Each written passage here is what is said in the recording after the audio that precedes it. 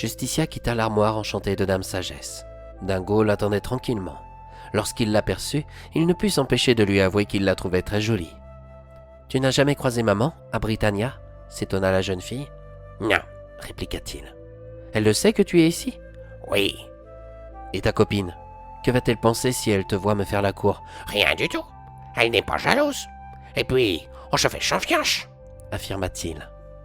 La jeune fille s'apprêtait à revenir dans le salon, mais Dame Sagesse l'interrompit dans son élan, en arrivant à sa hauteur. « Tu es parfaite, » dit-elle. « N'oublie pas, Justicia. Avec la magie, nous pouvons tout accomplir, informa-t-elle. C'est pourquoi tu vas me suivre au fond de ce couloir et passer dans un portail magique avec Dingo. Il vous amènera directement à l'entrée de la forêt de Camorra. T'y rendre à pied te ferait perdre un temps précieux. » « Pourquoi ne pas nous envoyer directement dans la vallée des fées ?»« Parce qu'elle n'est pas perceptible à l'œil des Britanniens, comme des terriens, » répliqua Dame Sagesse. « Je sais simplement qu'elle se situe dans les alentours de cette forêt, au sentier bien sombre. Pour la rencontrer, il est dit que l'on doit laisser venir les fées jusqu'à soi, par l'intermédiaire de Feu Follet. C'est pourquoi tu te trouves obligé de pénétrer dans ces bois. Néanmoins, je t'ai préparé quelques provisions. »« Y a-t-il du lait pour moi ?» demanda Dingo. « J'ignore si tu le mérites, car tu ne respectes aucune de mes règles dans ma maison. »« S'il vous plaît, Dame Sagesse » supplia-t-il avec des yeux doux, tout en mettant de côté sa langue de chat. Soudain, Justicia vit arriver la petite amie de Dingo. Elle était son opposée. Ses poils étaient blancs et ses yeux d'un bleu d'azur.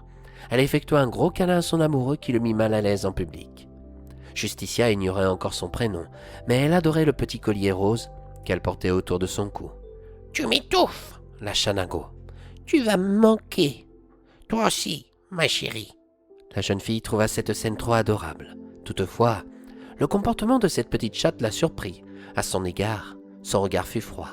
« S'il ne revient pas, ce sont mes griffes qui se chargeront de vous. » Elle partit sans attendre aucune réponse dans une démarche pleine de sensualité. Dame Sagesse lui présenta Caline. Elle précisa que celle-ci n'était pas d'humeur à aimer tout le monde, aujourd'hui. Dingo la quittait, et cela l'inquiétait.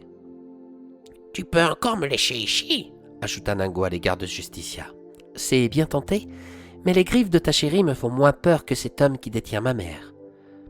Avant de t'en aller, j'ai juste un dernier conseil à te donner, » termina Dame Sagesse. « Apprends à ruser. Britannia est un monde rempli de créatures malicieuses. Certaines pourront t'aider, d'autres te ralentiront. Tu devras rester constamment sur tes gardes.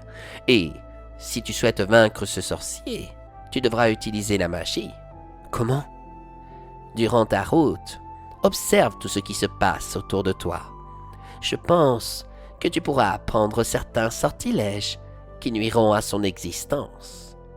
Lorsque vous serez de l'autre côté du portail magique, mangez tout de suite. Sinon, dans la forêt, certaines créatures se jetteront sur ton sac pour tout te voler sans que tu ne t'en rendes compte. » « D'accord.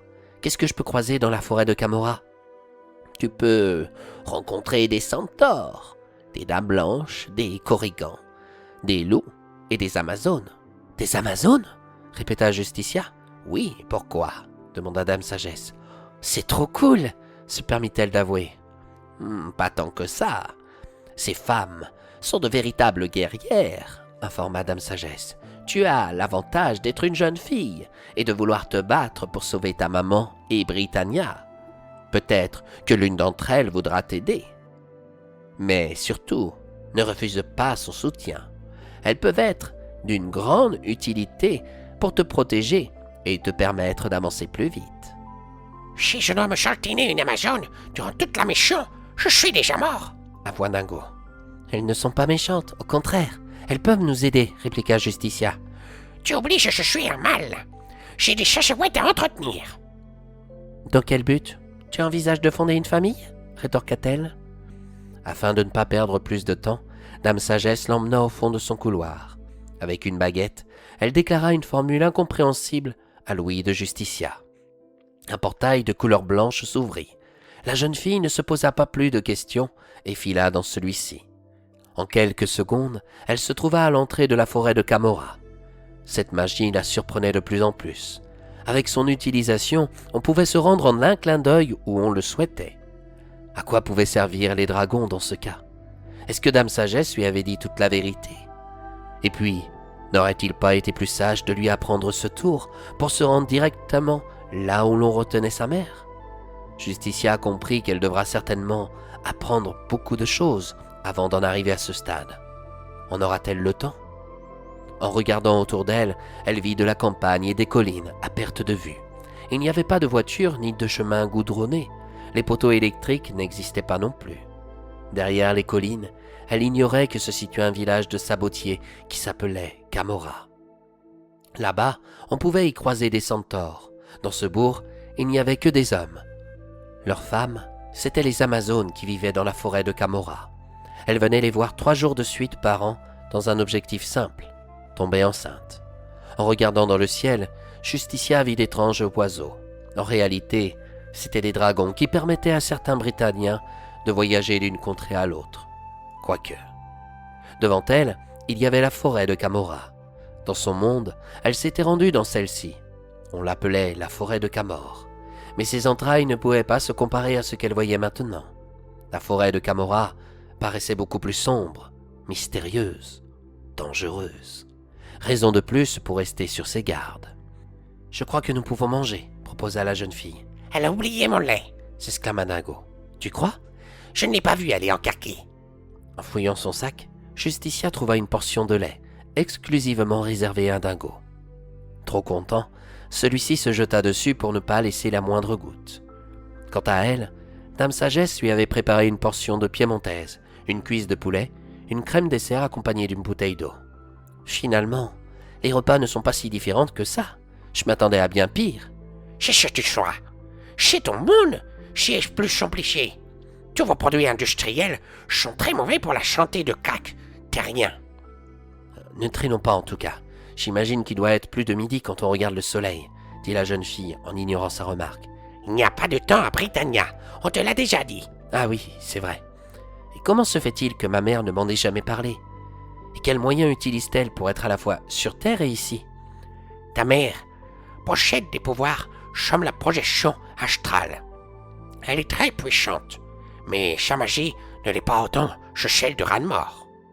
En un quart d'heure, Justicia termina son déjeuner. Dingo tremblait plus que tout au fond de lui. Les profondeurs de la forêt ne le rassurèrent pas. Jusque-là, tout s'était bien passé, mais ce n'était que le début. Dans quelle mission s'était-il embarqué? Oui, il avait été fou d'amener cette demoiselle dans ce monde. Il n'avait pas du tout prévu ce périple. Maintenant, il devait en assumer toutes les conséquences. En arrivant à l'entrée de la forêt, des arbres bougèrent et laissèrent place à un chemin que la jeune fille devait suivre. Elle fut une nouvelle fois surprise par cette magie. Sur Terre, les enchantements sont complètement absents. Quand elle pénétra dans le bois, le chemin se referma derrière elle. Dingo s'inquiéta encore plus. Autour de Justicia, il y avait de l'aubépine, du mélèze et de l'aspic. Au départ, il y avait de larges ouvertures qui laissaient passer des faisceaux de lumière pour que différentes plantes cultivent la terre avec de la mousse. Quelques vignes minces s'accrochaient à certains arbres avec une série de fleurs. Elles étaient le reflet de Camorra en apportant ses aspects colorés et parfumés. Contrairement à l'armoire enchantée de Dame Sagesse, la forêt n'était pas sûre. Justicia percevait une cacophonie de bruits sauvages. La plupart appartenaient à des créatures qui se répercutaient dans l'air et étouffaient les éclaboussures de grenouilles sautant dans une petite mare, non loin de leur chemin. « Tu as dit que j'étais ta boussole, c'est ça ?» demanda Dingo. « Oui, pourquoi ?»« Tu vois, ce n'est pas compliqué, il y a juste un chemin à suivre, » fit-il remarquer. « Tu as peur ?»« Oui, j'ai peur pour mes chachouettes. »« C'est tout ce qui compte pour toi ?» dit-elle en se fatiguant de sa remarque habituelle. « Dans un premier temps, oui. Après, j'ai peur pour toi. » Ah, c'est gentil ça. Je croyais que Kaline passait avant moi. « C'est différent, ce n'est pas la même cause. » Vraiment?